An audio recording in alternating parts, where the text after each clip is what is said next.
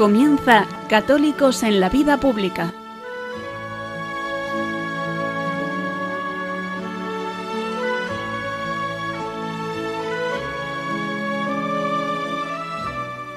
Un espacio dirigido en Radio María por Luis Zayas.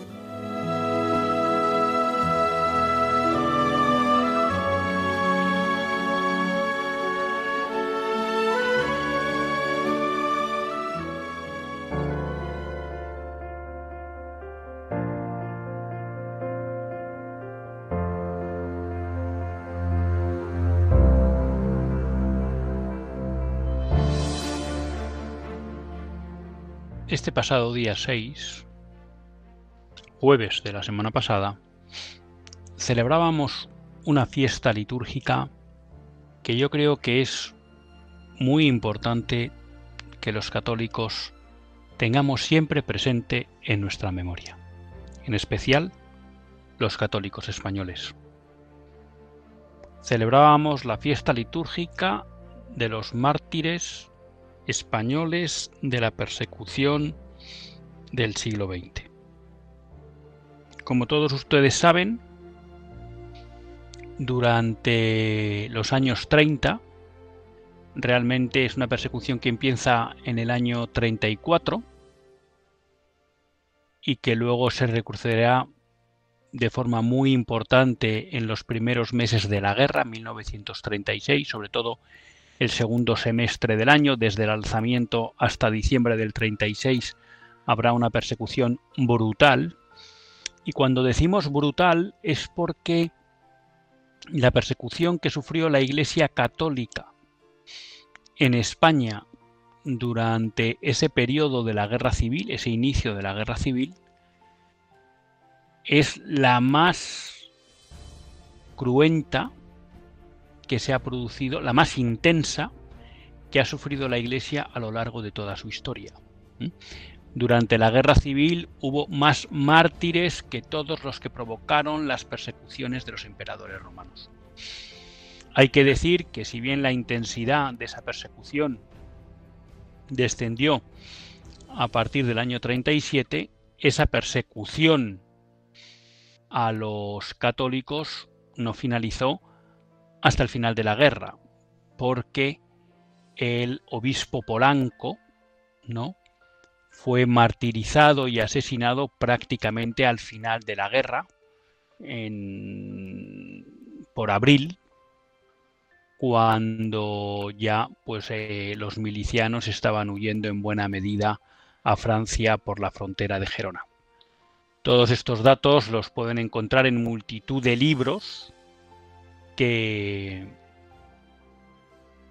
se han escrito sobre los mártires, pero creo que una persona de referencia para conocer la realidad de los mártires es Jorge López Teulón, sacerdote de la archidiócesis de Toledo, que ha dedicado y que está dedicando buena parte de su vida a recuperar la memoria de todos esos mártires. Recientemente le escuchaba en un programa de YouTube, La Sacristía Lavandé, donde le explicaba cómo ahora mismo hay 2000 mártires reconocidos por la Iglesia, hay otros 2000 que están en proceso en Roma y creo que se habla de otros 4000 en procesos todavía en fase diocesana. Él daba la idea de que hay unos 10.000 asesinados durante la Guerra Civil que estarían de una manera u otra en procesos de beatificación. Por tanto, creo que solo esa cifra nos da a entender lo brutal de esa persecución. Como explicaba también él, y yo creo que es un elemento a tener en cuenta, en buena medida algunas de esas personas que fueron perseguidas, como a veces se mezclaban también motivos políticos, estar afiliado a un partido de derechas o demás, pues de alguna manera en ocasiones por prudencia pues se ha decidido no incorporarlo o no en los procesos de beatificación, pero lo que yo lo entendía el otro día es que realmente la persecución, si ampliáramos esas personas que también podían haber sido por motivos políticos, fue realmente brutal. ¿Y por qué es una fecha que creo, o una memoria que nosotros tenemos que mantener viva? Pues aquí no me queda otra que remitirme a una homilía que yo les he comentado varias veces en este programa, que pronunció Monseñor Rech en el cementerio de los mártires de Paracuellos, la Catedral de los Mártires, como le gustaba llamar a él. Y en esa homilía, Monseñor Rech explicaba cómo, de alguna manera, la República, fundamentalmente con la llegada ya del Frente Popular en los últimos meses de la República, el año 36, y lo que fue luego la Guerra Civil, fue realmente un intento de borrar de la faz de España la fe católica y la presencia de la Iglesia católica. Realmente podemos decir que en España, durante los años 30, se va incubando se va dando a luz, porque quizá incubando se había incubado en los años anteriores, ya en el reinado de Alfonso XIII, con la aparición del Partido Socialista, de los anarquistas y demás, y incluso de buena parte de los movimientos republicanos, ya se iba incubando, ¿no?, un proceso que realmente lo que buscaba era una transformación total de lo que es España. Y esa transformación consistía, de alguna manera, no solo en convertir España en una república frente a su tradición monárquica, sino también en convertir España, para unos, en un Estado laico, para otros, en una república comunista al estilo de la Unión Soviética. Y realmente en esos, vamos a llamar, tres intereses diversos, pero que todos confluían en una idea: España tenía que dejar de ser una nación católica. Y cuando realmente se pasa a la fuerza, hay un intento real de aniquilar a la Iglesia católica y a los fieles católicos. Alguien dirá, bueno, eso pudo ser fruto del alzamiento y de la guerra civil. Bueno, yo creo que cuando uno lee, estudia la historia de la guerra civil de la República, se da cuenta de que desde el inicio ya hay un intento de persecución y de limitar en buena medida la actividad apostólica y social de la Iglesia católica. Entre otras cosas, tendremos la expulsión de los jesuitas, tendremos los intentos de limitar la actividad educativa de las órdenes religiosas y demás. Pero luego, también en el año 34, en ese primer conato de revolución que surge dentro de lo que es la República, es decir, 2 años antes de que se produjera la Guerra Civil, vemos también cómo hay un primer intento de ataque ya, de exterminio, ¿no?, de acabar con miembros de la Iglesia católica, sean sacerdotes o sean fieles. Y de alguna manera ese intento de aniquilamiento pues se elevará ya al grado sumo durante la Guerra Civil.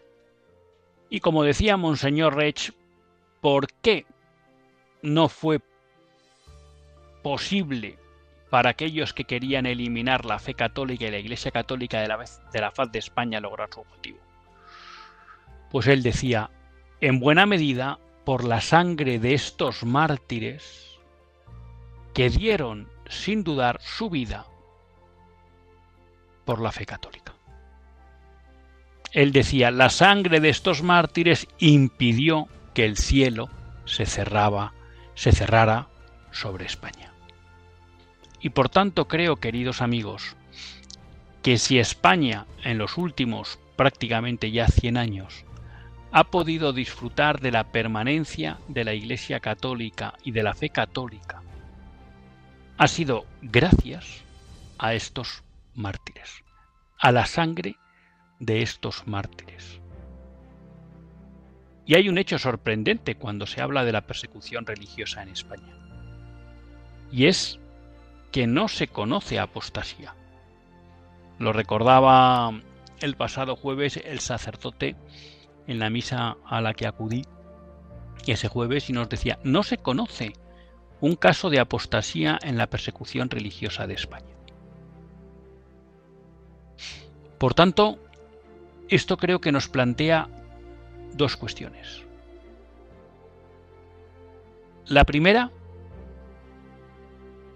pensar en qué tipo de sociedad era aquella que muchas veces se ha tratado de denigrar como inculta, como atrasada, con falta de formación, incluso muchas veces, lo mismo que pasa en los años del franquismo, se ha tildado de una fe sociológica. Pero la realidad es que esa España de los años 30 no solo fue rica en mártires, no solo fue rica en personas que no dudaron en entregar su vida antes que renegar de su fe católica. Son muchos los ejemplos que se cuentan de católicos a los que les ofrece que escupan un crucifijo y que salvarán la vida, que blasfemen y salvarán la vida, que renieguen de su fe católica y salvarán la vida. Y no lo hicieron. ¿De qué pasta estaban hechos esos católicos? ¿Cómo era esa sociedad que era capaz de generar esos ejemplos de fortaleza y entrega, de vivencia radical de la fe? Porque seguramente muchos de esos mártires a lo mejor no eran unos grandes practicantes o unos, vamos a decir, cristianos ejemplares en su día a día, porque todos somos pecadores. Pero la realidad es que en el momento de elegir entre Cristo y su vida, no dudaron en elegir a Cristo. Y para eso, además de la gracia, nos demuestra que había una pasta especial. Que esa sociedad que tendemos a mirar como atrasada, como antigua, creyéndonos una cierta superioridad, la realidad es que nos demostró que era una sociedad que era capaz de generar mártires. Por tanto, era una sociedad que sabía transmitir el verdadero sentido y fin de nuestra vida.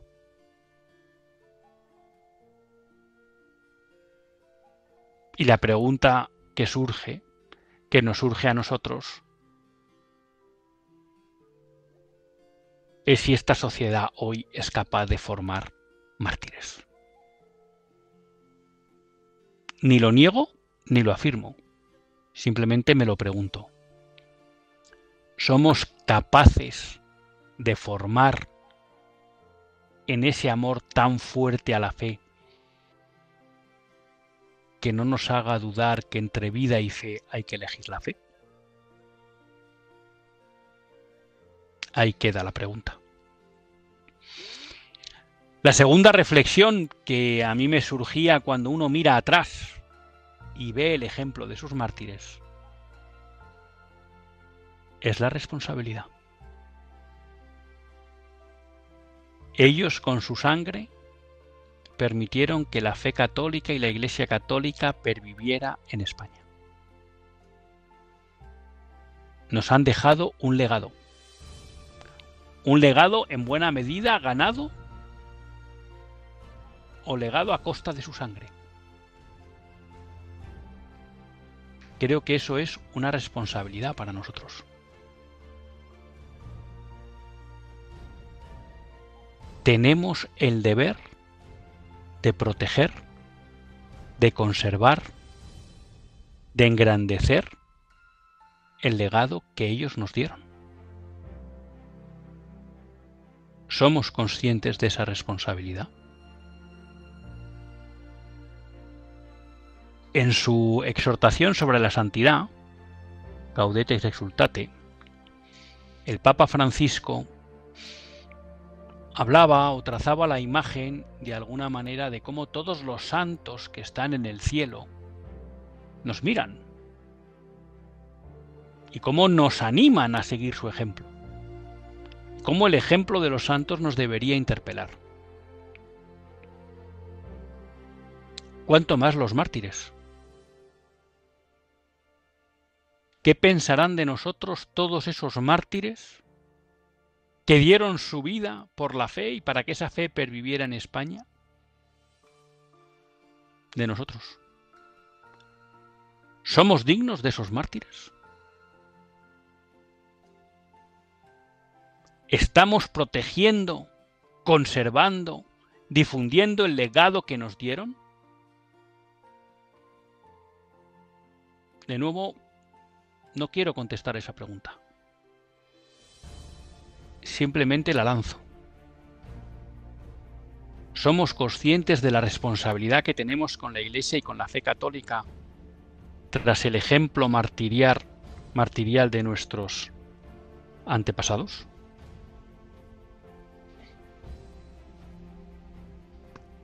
La fiesta litúrgica de la persecución religiosa en España en el siglo XX nos recuerda, de nuevo, como casi todas las fiestas litúrgicas, cuál debe ser el elemento central de nuestra vida y a qué debemos entregar sin duda nuestra vida. Ojalá seamos dignos de esos mártires. Ojalá nunca olvidemos su memoria. Ojalá seamos capaces de preservar, conservar y engrandecer su legado. Comenzamos.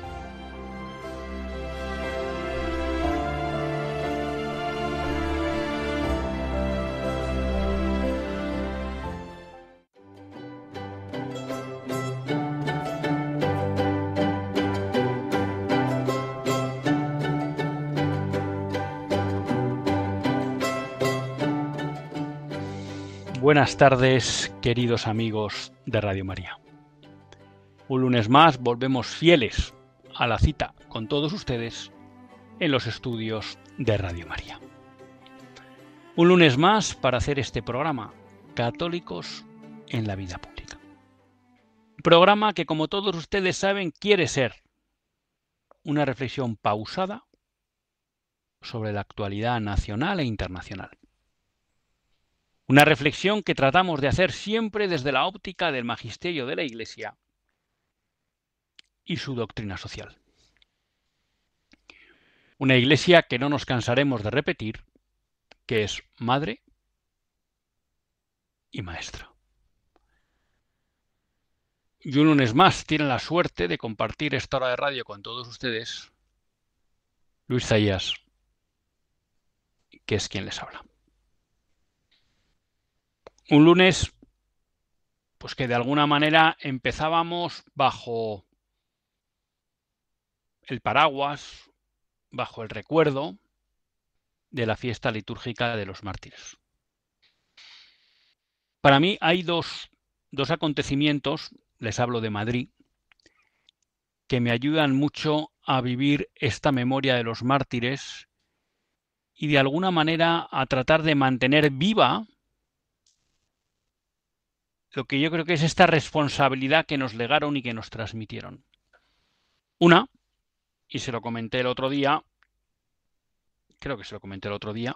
es la misa que se celebra todos los 1 de noviembre en el cementerio de los mártires de Aravaca.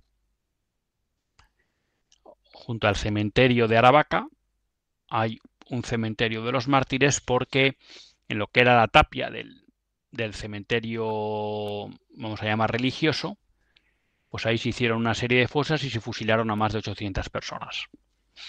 En ese cementerio, si no recuerdo mal, ya están reconocidos 31 beatos. Y así como figuras insignes de las personas que están ahí, que fueron ahí asesinadas, está Ramiro de Maeztu. Pero en el mes de noviembre también se celebra una misa especial en el cementerio de los mártires de Paracuellos, donde se calcula que hay, pues no sé, honradamente ahora me baila la cifra, pero más de 4.000 personas que fueron asesinadas y enterradas ahí en fosas comunes. Ahí también hay un buen número de beatos, de mártires ya reconocidos por la Iglesia. De hecho, normalmente cuando se celebra esta misa, que creo que este año es el 30 de noviembre, suelen acudir una representación de varias órdenes religiosas que tienen miembros beatificados y que fueron asesinados en Paracuellos y que están ahí enterrados. Son dos momentos del año que de alguna manera, vamos a decir así, me vuelven a esa homilía que siempre les he comentado de Monseñor Reig, que me impactó, y que por tanto me hacen recordar no solo la grandeza del comportamiento de estos mártires, sino también, bueno, la responsabilidad que tenemos como católicos españoles de ser dignos de estos predecesores nuestros. Y no es fácil ser digno de un mártir, ¿no? Le escuchaba una vez a una persona que había estudiado teología, yo no lo conocía, que inicialmente la Iglesia solo elevaba los altares o solo reconocía la santidad de aquellos que habían pasado por el martirio. De alguna manera la Iglesia como que se resistía, ¿no?, a declarar santo a alguien que no había pasado por el martirio, ¿no? Parecía un poco, de hecho, en el canon, bueno, pues en el canon romano se citan a los primeros mártires cristianos, ¿no? Es verdad que ahora, pues desgraciadamente, muchas veces en la mayoría de las misas no escuchamos el canon romano, pero cuando alguna vez escuchan el canon romano,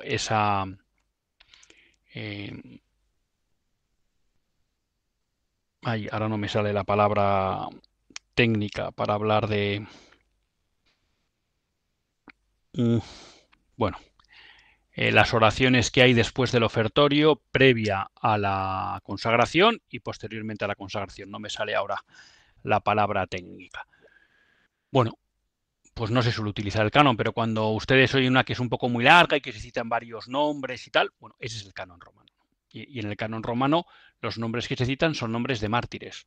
Para la Iglesia el sumum eran los mártires y le parecía como un poco contradictorio poner otro tipo de vidas al mismo nivel que los mártires, ¿no? Esta persona nos explicaba cómo, bueno, pues ya una vez que van acabando las persecuciones, pues de alguna manera la Iglesia entiende, ¿no?, que también hay personas que alcanzan esas virtudes heroicas y que por tanto también merecen ser puestas o es bueno ponerlas como ejemplo de vida para los fieles, ¿no? Pero que poco lo que explicaba es que al principio la Iglesia entendía que parecía difícil hablar de santidad, ¿no?, si nos había pasado por el martirio, ¿no? O sea, realmente el martirio es algo, me atrevo a decir, consustancial a la vida de la Iglesia, ¿no? De alguna manera, no sé si teológicamente es correcto lo que voy a decir, pero podemos decir que el primer mártir de la Iglesia es nuestro propio Señor Jesucristo, ¿no?, que es condenado a muerte por predicar el Evangelio, concretamente por decir que Él es el Hijo de Dios. Claro, si el Maestro ha sido martirizado, bueno, pues de alguna manera Él ya nos puso en aviso de lo que sería la vida de los cristianos. Bueno, de hecho, bueno, ya perdonen porque a veces, bueno, pues cuento estas cosas en esa misma conferencia, no, que yo, pues la verdad que nunca lo había identificado, ¿no? En las letanías, cuando dice Reina de los Mártires y Reina de los Confesores de la Fe, ¿no? Los mártires eran aquellos que efectivamente habían dado su vida por la fe. Los confesores de la fe eran aquellos que habían sido sometidos a tormentos y que no habían renegado de su fe, pero que por las circunstancias que fuera no se les había asesinado, no se había acabado con su vida, ¿no?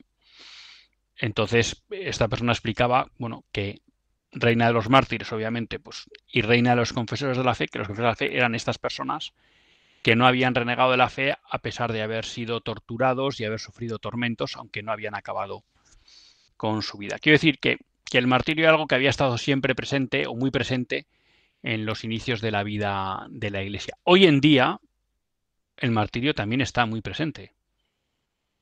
Estamos viendo lo que está sucediendo en Nigeria. Hablábamos la semana pasada de cómo el presidente de Estados Unidos, Donald Trump, había dicho que se ponía o que quería tomar alguna medida para parar con ese genocidio, pero es que eso mismo está pasando en el Congo, eso mismo está pasando en Benín, eso mismo está pasando en Mali, donde hay toda una serie de guerrillas islamistas, la más conocida en Nigeria, Boko Haram, que de alguna manera están acabando con los cristianos, ¿no? Hay un intento, tanto por parte de la ONU como incluso de las autoridades nigerianas, que si no me equivoco el otro día leía que eran islamistas, que están tratando de quitar hierro a esa persecución diciendo que, bueno, que en el fondo son guerrillas que están matando a todo tipo de ciudadanos, no solo a los cristianos.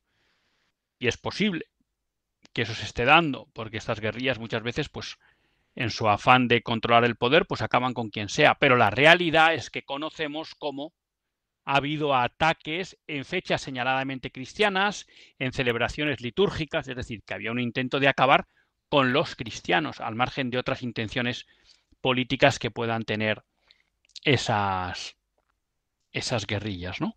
Pero quiero decir que hoy la Iglesia sigue teniendo, vamos a decir así, un brazo doliente que está siendo perseguido y que está siendo perseguido de una manera cruenta, ¿no? Y creo que de eso tenemos que ser conscientes porque nuestras oraciones son fundamentales para sostener en la fe a todos esos católicos. Recientemente también estamos viendo cómo en Siria se ha abierto una gran persecución por el nuevo gobierno contra los cristianos, que ya está siendo denunciada por muchos obispos y autoridades de las diferentes confesiones cristianas. Y bueno, pues hay quienes hablan de un intento por parte del Islam de eliminar la presencia cristiana en todos esos territorios, pues de Mesopotamia, de Nínive, pues hablamos del Líbano, hablamos de Siria, incluso de Irán, hablamos de Irak, donde realmente los cristianos están antes que el Islam. El Islam llega allí en el siglo VII, en el siglo VIII, y lo que pasa es que ha ido eliminando la presencia cristiana. Incluso, no me sale bien el nombre, Rashid Salam, que es un cristiano caldeo que vive en España y que da muchas conferencias sobre el Islam, católico sirio caldeo. Él explica cómo, incluso en un país donde de alguna manera la persecución contra los cristianos no era, vamos a decir, directa, ¿no? Como en Irak, él dice cómo él fue perseguido, e incluso pues que cada vez que había un acto de violencia de personas musulmanas contra cristianos, eso nunca era castigado, porque de alguna manera el Corán justificaba esa violencia y por tanto no cabía pena contra los ataques a cristianos, y señalaba que cuando era destruida una iglesia cristiana no se permitía volverla a levantar. Es decir, que aunque hubiera una entente más o menos pacífica entre musulmanes y cristianos en esos países y de alguna manera no hubiera una beligerancia oficial y permanente contra el cristianismo y los cristianos no solo eran personas de segunda, sino que tenían limitaciones concretas para poder divulgar y evangelizar. Por tanto, bueno, pues no solo mantengamos la memoria de los mártires españoles de los años 30, la República y la Guerra Civil, como también seamos conscientes de que hoy también hay muchos mártires y que nos tenemos que acordar y rezar por ellos, porque la oración es lo que más ayuda a mantenerles en la fe. Tengo varias noticias pues que son antiguas y por las que no hemos pasado, pero que creo que conviene recordarlas. Son noticias de semanas anteriores que, por cómo a veces va la actualidad o algunas cuestiones que queremos tratar, pues hemos ido relegando un poco, no porque fueran menos importantes, pero que porque quizá el comentario podía ser un poco atemporal. La primera que me parece importante es una nueva norma que está promulgando el gobierno, no sé si ha sido ya aprobada, en relación con las universidades privadas. Y alguien dirá, bueno, ¿y por qué nos preocupan las universidades privadas? Bueno, porque cuando nosotros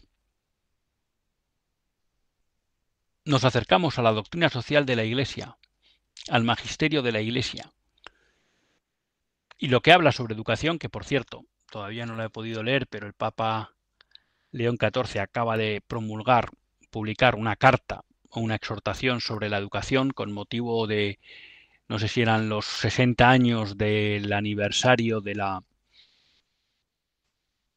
Constitución o el documento sobre educación del Concilio Vaticano II.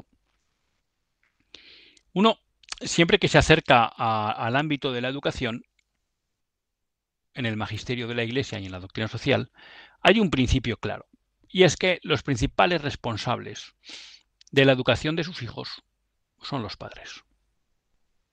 A veces, quizá podemos identificar que cuando hablamos del derecho a educar a nuestros hijos, pues como que nos centramos en la enseñanza media, hasta los 18 años. Pero realmente es todo. Es todo. ¿Por qué? Porque a los que corresponde el deber de educar, y cuando decimos educar, necesariamente estamos hablando de definir los criterios morales con los que se deben educar sus hijos, es a los padres. Y eso vale tanto para la enseñanza media como para la enseñanza universitaria o la orientación profesional. Claro, ¿esto qué supone? Que desde la óptica de la doctrina social de la Iglesia, el principal actor en la educación, en la sociedad, debe ser la iniciativa social, la iniciativa privada. Y eso vale tanto para la enseñanza media como para la enseñanza superior. La formación profesional o la universitaria. Y por tanto, esto supone o presupone que el papel del Estado debe ser un papel subsidiario. Y un papel subsidiario quiere decir que es que el Estado actuará allí donde no llega la iniciativa social. No al revés. En España, en buena medida,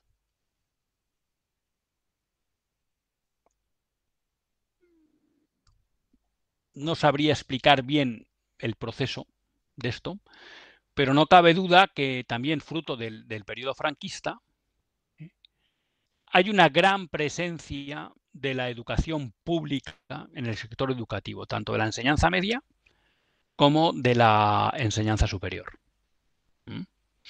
De hecho, y creo que no me falla la memoria, no hay ley de universidades privadas hasta el gobierno de Aznar. Y si bien antes existían universidades privadas, lo eran de algún modo estando asociadas, ¿no?, o vinculadas a una universidad pública.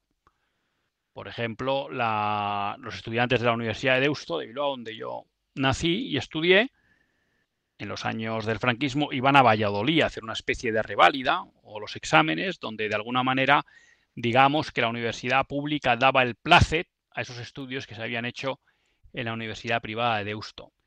Yo en su momento, cuando acabé la carrera, estudiaba también en Deusto, pues teníamos que hacer una especie de examen de licenciatura, que venían profesores de la pública a examinarnos y como a dar validez a ese título que habíamos recibido, ¿no? Durante muchos años también, pues los títulos de ICADE o ICAI no tenían un reconocimiento oficial.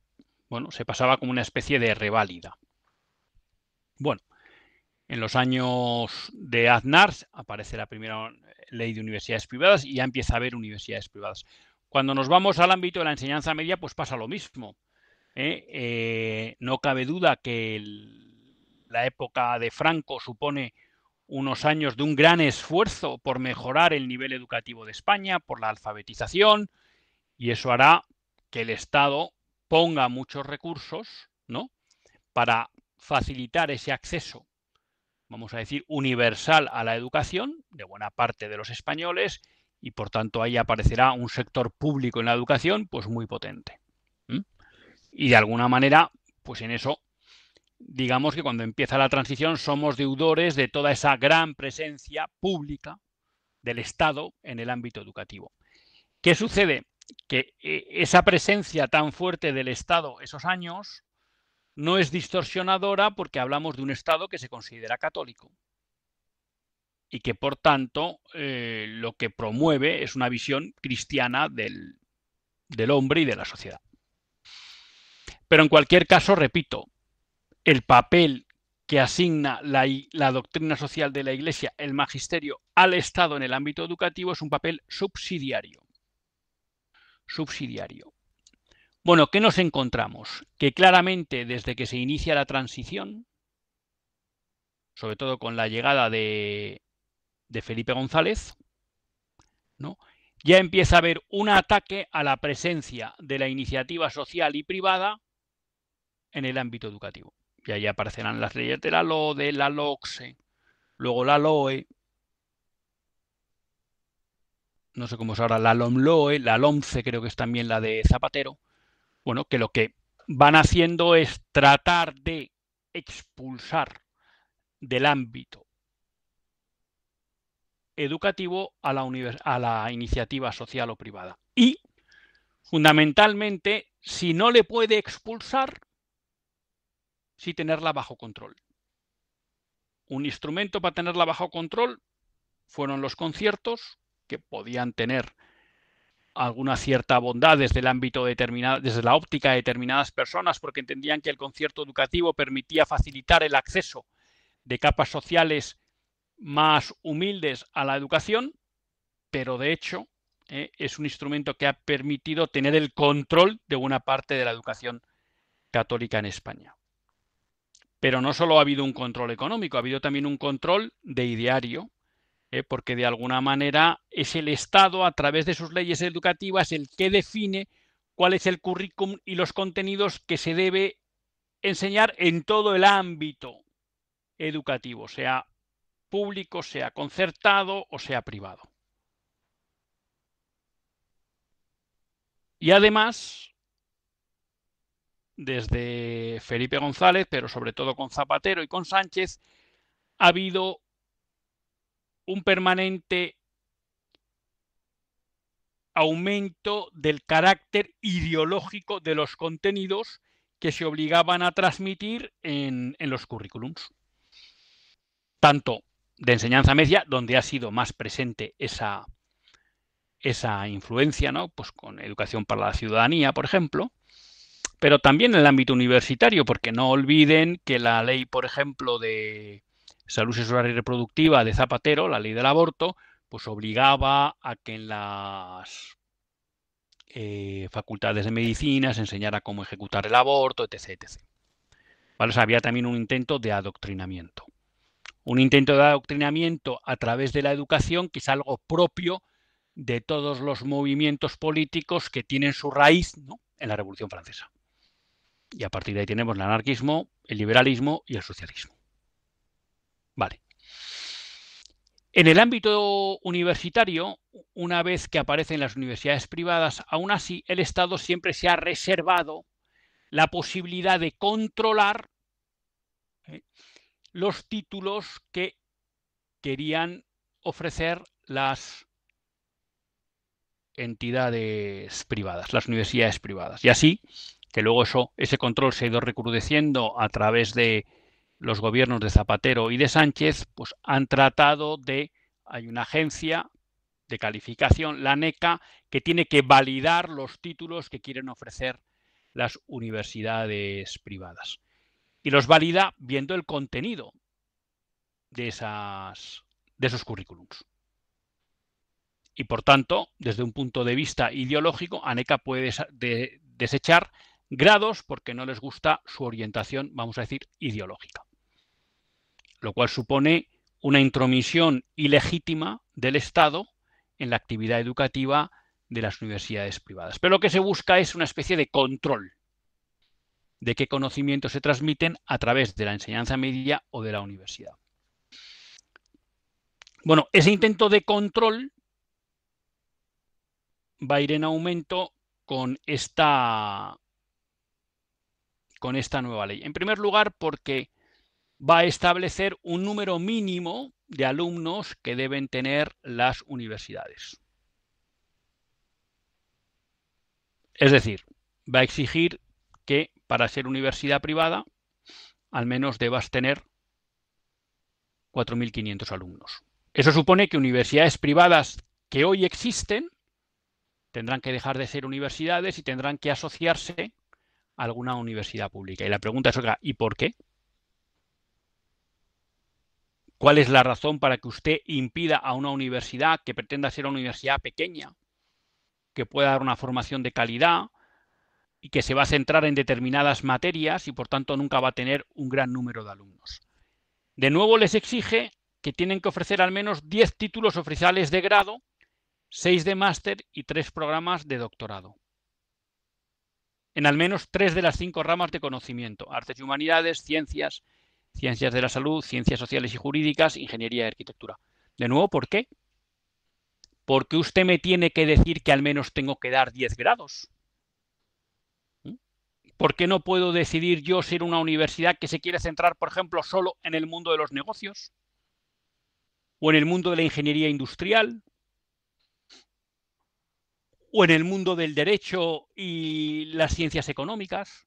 ¿Por qué tengo que al menos ofrecer 6 grados? 10 grados y luego 6 másteres. Quiero decir, esto no es más que un intento de constreñir la libertad educativa en España. Finalmente, además, pues estas universidades, esta ley lo que va a exigir es que haya un mínimo, un número mínimo de personal docente investigador, de doctores y demás. Claro, la excusa de esto es siempre la misma, ¿no? No, es que con esto lo que queremos es garantizar la calidad. Pero esto es un mantra falso. En primer lugar, porque se ha demostrado que esto no garantiza la calidad y lo pueden ver con multitud de universidades públicas que no son un ejemplo de calidad, lo mismo que también de universidades privadas.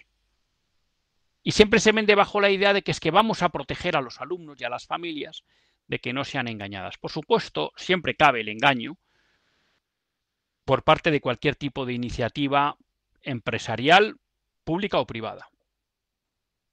Pero la realidad es que los padres, ¿no?, las familias, son suficientemente mayores para saber dónde mandar a sus hijos.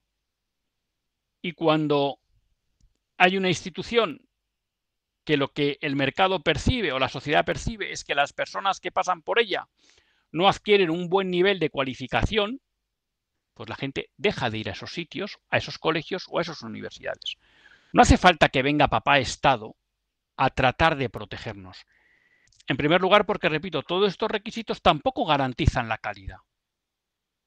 Pero lo que sí hay detrás, y yo creo que es importante denunciarlo y que seamos conscientes, es un intento de control por parte del Estado de toda la actividad educativa. Intento que ahora se está concentrando en buena medida en la universidad privada, a la que tratan de denigrar y tratan de controlar. Porque obviamente el hecho de que pueda haber instituciones donde se forja un criterio distinto al que le interesa al poder, no gusta a los detentadores del poder. Y no olvidemos que fundamentalmente aquellas ideologías nacidas del ámbito del marxismo siempre lo que han tratado es de controlar la sociedad. Y por tanto siempre les ha molestado la libertad de iniciativa que pueda provocar que surjan personas que no quieran tragar con el discurso dominante que tratan de imponer. Es verdad que en este punto, cuando nos vamos a una sociedad vamos a llamar de matriz liberal, no de matriz marxista, en este punto la libertad educativa suele estar más protegida. Pero la realidad es que la experiencia que venimos viviendo en España es que siempre que ha habido gobiernos socialistas, lo que han tratado es de limitar lo más posible la iniciativa privada en el ámbito educativo. Y esta ley lo que trata es de dar una vuelta de tuerca más, en el ámbito de las universidades. Y creo que tenemos que ser conscientes de estos. Y creo, bueno, pues que en buena medida es necesario movilizarse para impedirlo, porque todo esto va en detrimento de nuestra libertad como padres a la hora de elegir la educación que queremos para nuestros hijos. Porque no se olviden también, la formación, vamos a llamar, de carácter profesional, también implica criterios morales. Y por tanto, si no hay libertad para que puedan existir instituciones donde las enseñanzas médicas, jurídicas, sociales, económicas se impartan desde una óptica cristiana, porque están sometidas a un férreo control de un Estado que hoy abjura del cristianismo,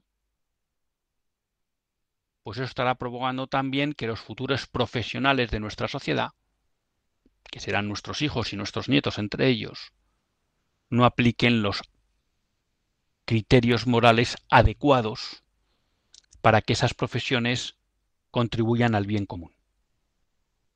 Por tanto, aquí también es muy relevante el que pueda haber una verdadera libertad educativa y en que el Estado cumpla su papel verdadero, que es el de subsidiario. Vamos a hacer una breve pausa y continuamos en Católicos en la Vida Pública.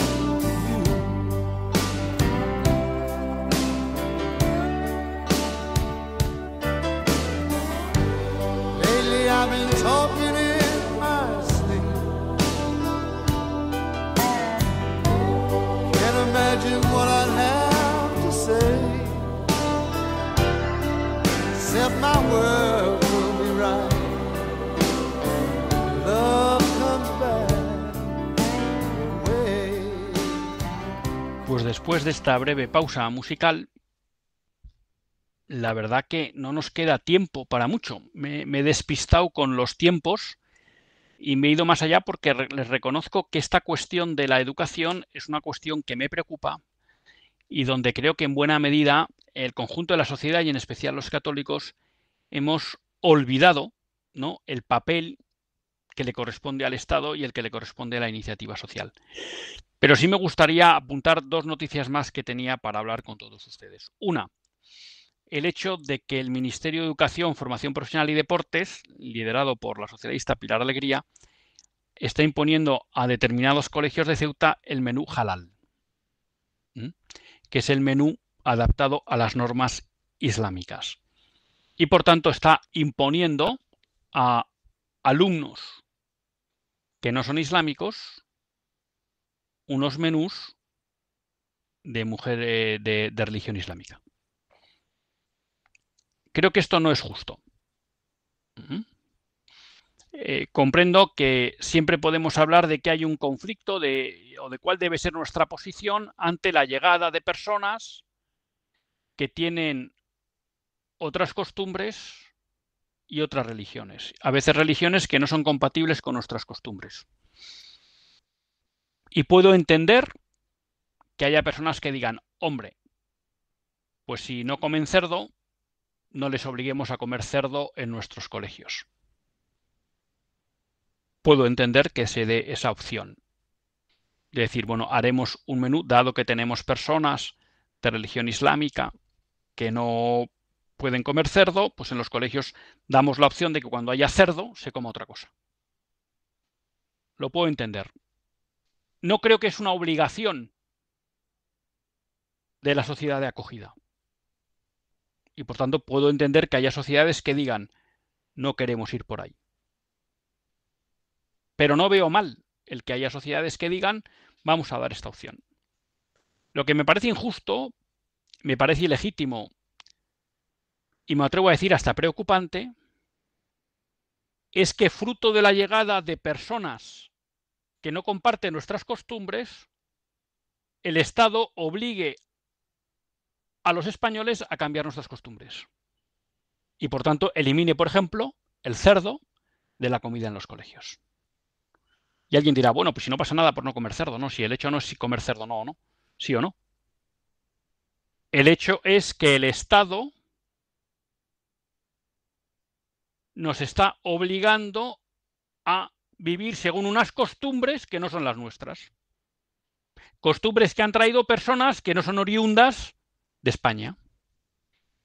Y que, por tanto, por vía indirecta y a través del papel del Estado, de la función del Estado, nos imponen esas costumbres que son ajenas a nuestra historia y tradición. Y creo que esto es grave y esto hay que denunciarlo.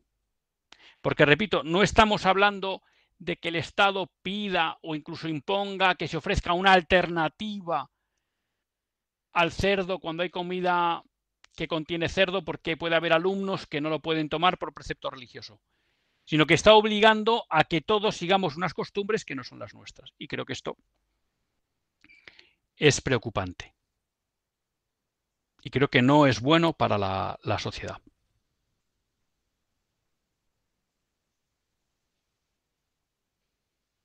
La otra cuestión, y creo que es importante entender, es un artículo de Jorge Soleil en el que nos señala cómo en Estados Unidos está cayendo la identificación de las personas jóvenes como transexuales. Y cómo tras unos años en los que había crecido de una manera muy importante la identificación de personas que se consideraban transexuales, incluso con un fenómeno sorprendente porque la transexualidad normalmente había estado ligada al varón y ahora se había producido un incremento muy fuerte de las mujeres que sobre todo jóvenes que se identificaban como transexuales, lo que había dado lugar a hablar de la disforia de género de aparición rápida, y que, como bien explicaba Abigail Silver en su libro Un daño irreversible, en buena medida se había demostrado que esa disforia de género, como habían denunciado y están denunciando muchos psiquiatras, incluso en España, no era tanto una cuestión médica como una cuestión social, de entorno social y de influencia social. Bueno, pues él señalaba cómo en Estados Unidos, en los últimos años, fundamentalmente desde la llegada de Donald Trump, se estaba produciendo una caída radical de esta identificación. ¿Por qué? Porque en buena medida, ¿no?, la ideología de género en Estados Unidos no está de moda.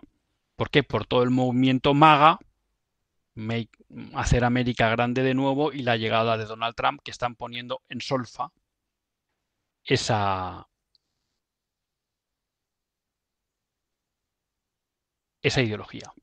Y claro, el hecho de que socialmente empieza a haber un debate que pone en cuestión la ideología de género hace que la presión social no sea tan fuerte y caiga radicalmente esa identificación de jóvenes con la transexualidad. Y esto que nos enseña la importancia de estar presentes en el debate público. Y cuando aquí hablo de debate público no hablo de los medios de comunicación, sino simplemente en nuestros entornos, dar testimonio de lo que es la verdad sobre el hombre. Y como siempre nos enseñaba Rottrecher, a no mentir, a no asumir por miedo o dar la imagen de que acatamos discursos del pensamiento políticamente dominante, porque eso luego provoca que otras personas acaben cayendo en las falsedades y mentiras de estas ideologías modernas. Y esto en buena parte viene provocado por esa ruptura del marco mental woke que está provocando Donald Trump en Estados Unidos y que está llevando al hecho de que, como la ideología de género se pone en solfa, esa especie de presión social sobre muchos jóvenes para identificarse como trans cae y, por tanto, se reduce el número de jóvenes que se identifican como tales. La verdad que me hubiera gustado dedicar más tiempo a estas dos noticias, pero les reconozco que me he despistado y se me ha ido el tiempo del programa. Me despido hasta el próximo lunes, si Dios quiere. Que Dios les bendiga.